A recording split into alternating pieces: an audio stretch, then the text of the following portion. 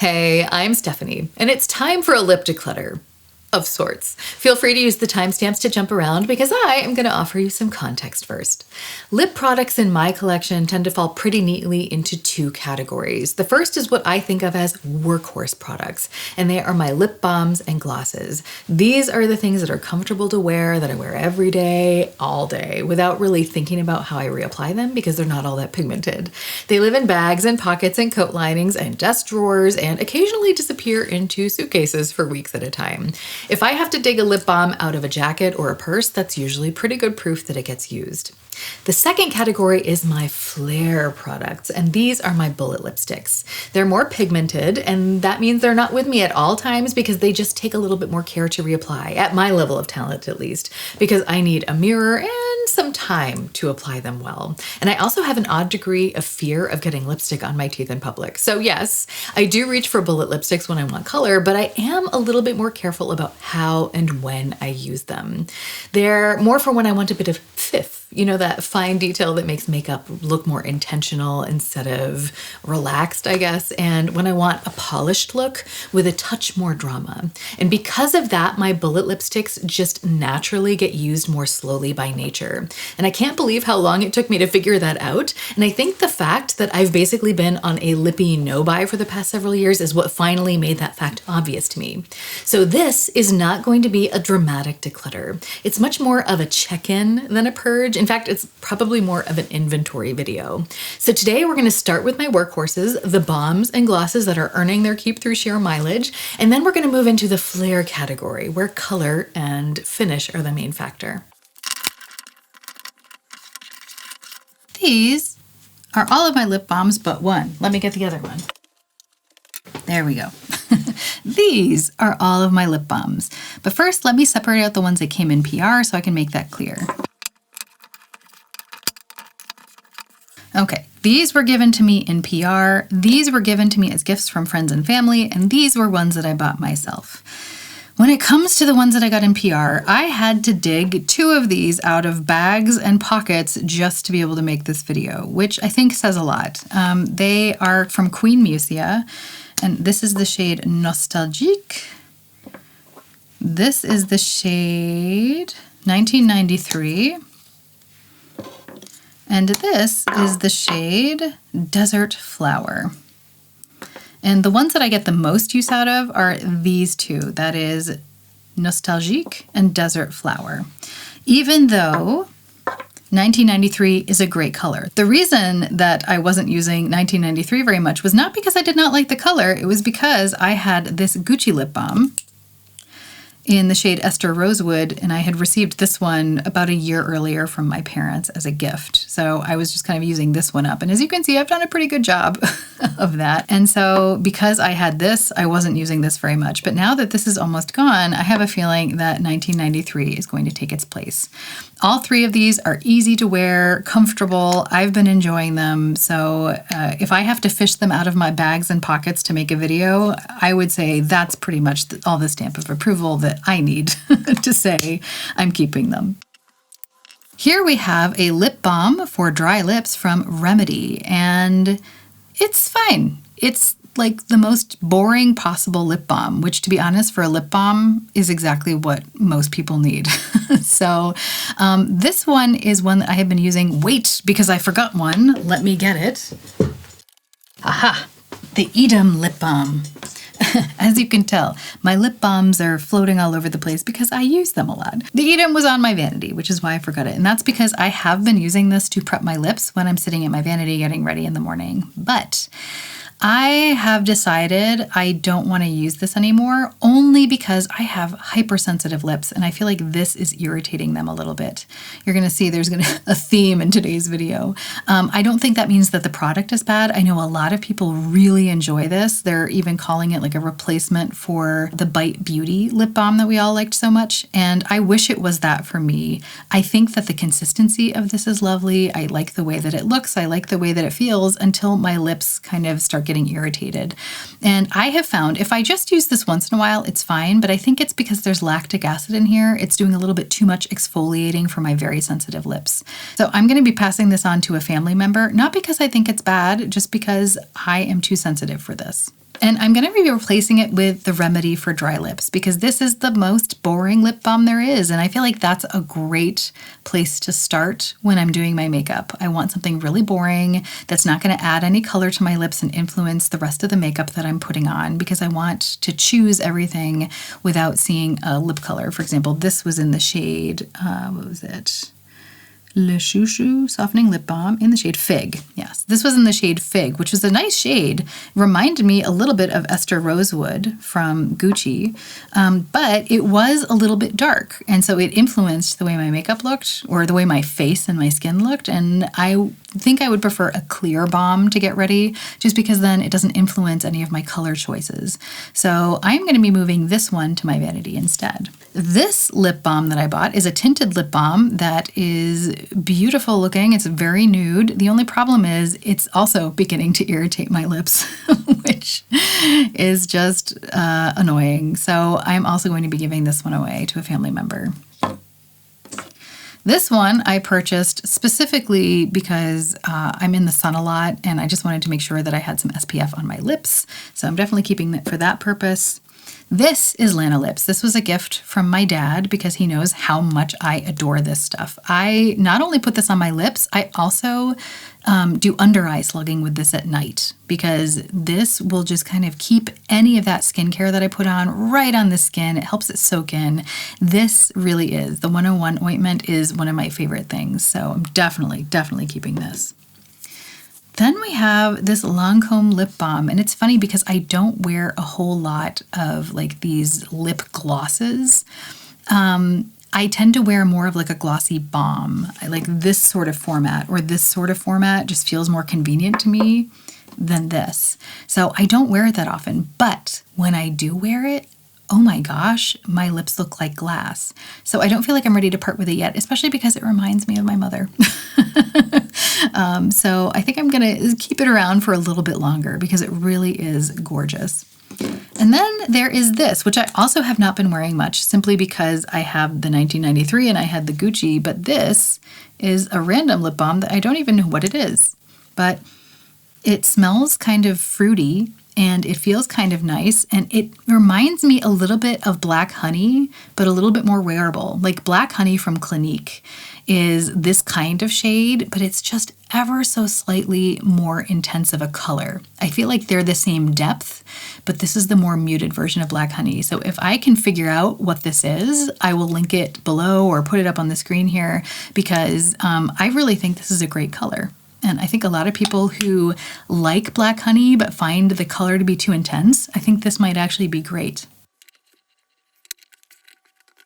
So out of all of my lip balms, these two are leaving.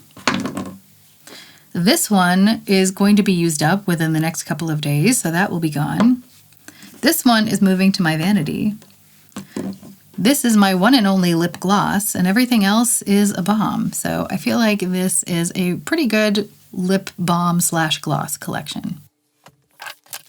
This is my lipstick collection, and I feel like it demonstrates the concept that I use to keep my shopping and my collection in check because I use the container concept to do that. Once my designated container for a certain makeup category is comfortably full, that puts me on an automatic no-buy until I use something up. And this container has been full since I started using this concept last year, meaning nothing much has changed. I haven't bought anything new. This is all just stuff that I've had for actually years now because I have not bought lipstick. I've been on a lipstick no-buy since before my no-buy year. So these are all oldies but goodies. And because I've already sorted through them multiple times, I don't feel the need to declutter them based on color right now. But what I do want to do is a smell test. I feel like once a year, I definitely need to check and see if any of them have expired. So let's do that. Oh, we found the first one, Queen Musia. Becky Sharp is a beautiful color, but this one now smells like Play-Doh. So let us say farewell. Thank you for your service. You did a beautiful job. And now it is time for you to go to lipstick heaven. I don't feel too bad about losing this one though, because look at this. I received this in PR, by the way, and I already owned this lipstick. And look how similar they are in tone. I mean, there's slight differences, but depending on the light, they are incredibly similar. And I like this one, I think, a little bit better because it's got that kind of muted look to it. It's a little bit softer because the finish is softer. This is a sheer matte formula, which I think is really comfortable to wear, and I really like this. And this, let me do the smell test, does not smell like Play-Doh. So that means I'm going to be keeping the Givenchy, and I'll still have a beautiful pink color like this. Oh, I did lie when I said I hadn't bought any lipsticks within the past couple of years, because I did buy this one. I replaced it. I had this and I just bought the same thing all over again. This is actually pretty new, and is it moldy? It doesn't smell bad, but normally it looks like this. Let's see if I can. Yeah, normally it looks like that. That's weird. I'm wondering if that's mold or if it's just because it's very, very cold. I'm wondering if the wax in the formula solidified. I'm going to put this to the side and research that, because if it's just wax solidifying, then I don't feel like throwing it out, especially because it smells fine. But if it's mold, I don't want to be putting mold on my lips. So I'm going to research that. And if I can't find a definitive answer, then I'm going to have to declutter it. But I'm hoping I can find one. This is Gucci's Catrin Sand in their sheer lip formula, and I've gotten a lot of use out of this, and it smells fine. Yay! I'm glad some of them are passing this test. This one should be fine because I've been using it a lot recently. Yep, this is, I think, a discontinued color now. This is the Rouge Cocoa formula from Chanel in shade 402 Adrienne, one of my favorite lipstick colors.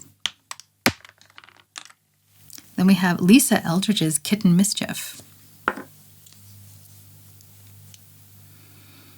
And this one also smells fine. I feel like this is the more saturated, vivid version of this one. And if I want just a little bit more color, I go for the Lisa Eldridge version. Then we have this Gucci lipstick, which is in the shade Sally Soft Honey. It's a beautiful pink.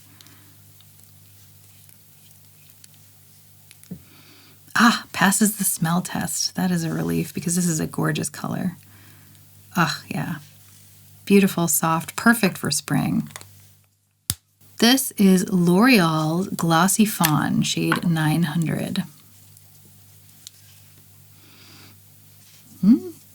Does this smell okay? Yeah, this one still smells okay. Does it? No, wait. No, this one has gone to Play-Doh too. Oh, goodness. All right. Potentially lipstick 2.5. Lipstick 3 is gone off. And we have this Givenchy. This is the Rose Perfecto in shade 110. First, we'll do the smell test. This one is supposed to look marbled, by the way. This one has always looked like that. Okay, this one also smells great, so that's good. Beautiful. Urban Decay. This is 714. They're Mega Matte. This is one of those things I only tend to wear on stage, because look at that. I am more of a nude girl, but this one, this is a gorgeous matte. Oh, wait. But it's no, I think it's okay. I think this is okay. And then we have Bad Blood, which is the Comfort Matte. Very similar formula. Let me do the smell test first on this one. This one is definitely okay. And this one is a little bit less vibrant of a red. But if this one definitely smells okay and the other one I had some doubts about, I'm wondering. Let me smell this again. No, it smells different. I think it's time. Oh man, I really liked this one. Painful. But at least I haven't been buying any more lipsticks. I would feel really bad if I had been constantly shopping for lipsticks and I was just decluttering ones that were gone, but Goldie Red is still okay. This is a very different type of red though. This is kind of like a sheer red. Like you can really just sheer it out and it becomes like really easy to wear, or you can build it up and then it's very red. But it's just a very different formula than the Urban Decay. Then we have this Palace Identity lipstick in the shade M10 from ZC Cosmetics. This one still smells like vanilla cookies, so it's a good sign. Here we have Chantecaille Tamboti, the lip veil. How does this one smell? This one also smells perfectly fine.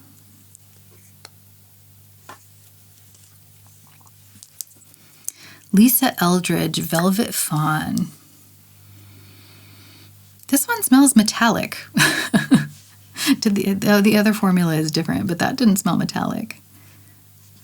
ZC smells like cookies, while Lisa smells metallic. I never noticed that smell before. Then we have MAC. This is the shade Velvet Teddy, a classic.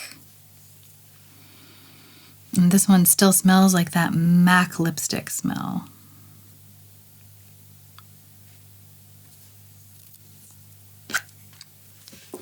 Tom Ford Devoré. Still okay, thank goodness. This has long been a favorite. I think you can tell the ones that are my favorite because they are the most worn down. We have this Gucci. This is in the shade Painted Veil. This is the matte formula. How does it smell? Also, typical Gucci. There is no Play-Doh smell there. Now this is one of my favorite shades. This is Charlotte Tilbury's JK Magic, and this is just like my perfect beige. And this one still smells absolutely great. Thank goodness. Here we have another one of the Gucci stick glosses, and this is in the shade Lynette Stone. This is a really great fall and winter shade for me. I have a feeling I should put this in my winter makeup bag. Yep, and this one still smells fine. Then we have this Anastasia one, which I don't break out that often, but every time I do, I really enjoy it. Look at that color. How does it smell? Oh, thank goodness, it's still okay. Look at that color. Isn't that crazy? I wear it in the most faint version of this. Like I barely apply it, but it's really cool looking when I do. Then we have Very Victoria from Charlotte Tilbury. This one is also passing the smell test. Gucci, the Painted Veil, but in the satin formula. Also, still smells like Gucci. No Play-Doh there. And last but not least, we have Sicily Futeau Rouge in Beige Tahiti, shade 11. How does this one smell? Also smells perfectly fine. Okay. So here is the range of colors that I have in my collection, and I am losing some, which is sad. Queen Musia is this one. And at least I have a very close sister in the collection, so it's not going to be painful to lose that. Although this packaging, I mean, this is pretty cool. Then we have 714. Do I really have to get rid of this? Ugh. Yeah, it doesn't smell right. Oh, that's painful. This is a beautiful shade, and I don't think they make this anymore. If they do, I'll think about getting it. But for now, I'm going to see if I can get by with just Bad Blood. Then we have the L'Oreal. This one is here. It smells like coconutty Play-Doh. And I think it's the Play-Doh scent that I have to be aware of, not the coconut. So I guess it's time for that one to go. But I feel like I have other kind of colors in the same family, so it's not dramatic that it goes. And this Perricone MD No Lipstick, I got this year. So if it's gone off, that's really weird. I'm hoping that it's just the extreme cold here that is like made the wax kind of rise out to the top. I'm really hoping that's not mold, but I'm going to look into it and see what I can find. But that means that these 3 lipsticks, this one I received in PR, and I received this about 2 years ago. So that means the Queen Musia lipsticks last about 2 years. So if you're thinking about getting one of these, or if you do have one of these, you might want to make sure that you try to use it up in that window if you want to get your full bang out of your buck. This L'Oreal lipstick is very old, like very old. Same with this 714. I have had this, I don't know. I wouldn't be surprised if it was 10 years for this. So it's not that I haven't had it for a while. So I definitely had enough time to use it up. I just didn't. But also I have to say I don't wear red all that often. I need a red for very specific situations, but I don't need it often, which is why I'm thinking I can probably just get by with Bad Blood instead. And then this one should not have gone bad. And I'm really hoping that it hasn't. But as we can see, lipsticks go off. And so they deserve to be used and enjoyed, because the less that this happens, the smaller that this pile is, the better. I want all of my lipsticks to get used up, and I want all of them to look well used by the time they leave. I am very thankful that I haven't been buying lipsticks for a while now, because it changes how this declutter feels. Now, when something expires, it feels more like a learning experience and confirmation of time passing along with my use patterns instead of some kind of personal failing. And being on a lippie no-buy has helped me realize what my patterns are so that I can shop in a way that's more aligned with me now. Some colors, like reds, are things that I am never going to fully use up, and that's okay. I don't wear them often, but when I need a red, nothing else will do. So having one expire is fine as long as I'm not buying 5 backups for a life that I don't live. Other losses were helpful lessons. For example, that Queen Musia shade was beautiful, but it was simply too close to something else that I already owned. And because I use bullet lipsticks up so slowly, duping my own collection that way just doesn't make sense for me. And that's information that I can carry forward too. I'd love to know, when it comes to lip products, are you more of a workhorse person or a flair person, or a little bit of both? And do you have a shade that you rarely wear but absolutely want to own, kind of like red is for me? If you enjoyed this video, please like, comment, subscribe, and check out this video here. Thanks for hanging out, and to all of my patrons and channel members, including my Adagio angels, for making content like this possible. I hope we can all remember that even stumbling can be a form of moving forward. So let's stumble in style.